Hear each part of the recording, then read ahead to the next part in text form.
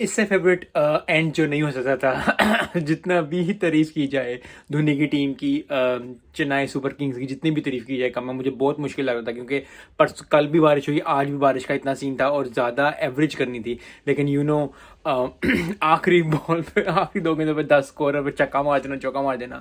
I think I P L کا one of the best finals جو ہے وہ یہ ہوا ہے. اور ایٹ دا اینڈ پھر وہی بات ہے کہ دھونی کی ٹیم جو ہے وہ ہمیشہ لکی رہتی ہے. ہی is one of the لکیسٹ I think player of کرکٹنگ جو فرٹرنیٹی ہے اس کا سارا جو ہے وہ دھونی کو جاتا ہے. اور دھونی کی کپتانی زبردستی، یس انہوں نے اسکور زیادہ کرا لیا تو اسکور زیادہ ہو گیا تھا، لیکن ایٹ دا اینڈ جیتا کون؟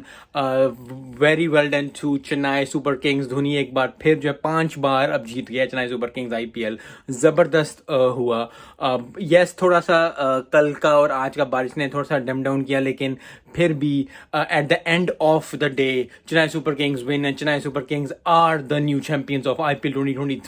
اور بہت زبردست کوڈوز ٹو گجرات ٹائٹنز. انہوں نے بھی بہت اچھا کھیلا، بہت اچھے میچز جیتے، لیکن ایٹ دا اینڈ پھر وہی بات ہے کہ فائنل جو جیتتا ہے وہی جیتا ہے. اور جو چنئی سپر کنگز اور دھونی کی جو پرفارمنس رہی ہے فرام آئی پی ایل 1 سے لے کے ابھی تک آئی پی ایل جتنے بھی ہو چکے ہیں، Chennai super Kings always been one of the best. اور لاسٹ آئی پی ایل تھوڑا سا ان کا ڈاؤن گیا تھا، لیکن ہمیشہ دھونی کی ٹیم کو ایک ایکس لیول پہ رکھا جاتا ہے. 4 دفعہ جیت چکے ہیں تو اس سے زیادہ اور کیا ہوتا ہے. اور یہی ہو سکتا تھا کہ وہ 5ویں دفعہ جیتے اور 5ویں دفعہ جیت گئے ہیں.